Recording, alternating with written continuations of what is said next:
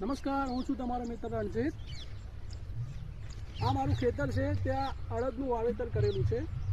હવે આ અડદની બાજુમાં જે કંઈ આવું ઉગ્યું છે ને અન્ય પ્રકારનું ઘાસ, આને નિંદામણ કહેવાય।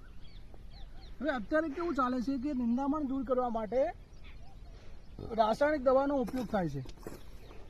હવે રાસાયણિક દવાનો ઉપયોગ કરવાથી શું થાય કે નિંદામણ પૂરેપૂરું જતું નથી, પણ એની જગ્યાએ રાસાયણિક દવા એટલે પોઈઝન, ઝેર એક પ્રકારનું, પણ એના લીધે શું થાય કે જમીનના જે કંઈ બેક્ટેરિયા હોય બધા નાશ પામે, ખેડૂતના મિત્રો અળસિયા નાશ પામે, આની ઉત્પાદન ક્ષમતા ધીમે ધીમે ઘટવા માંડે। ખેડૂતને જે કંઈ પણ ફાયદો થાય એ ફાયદો ન થાય,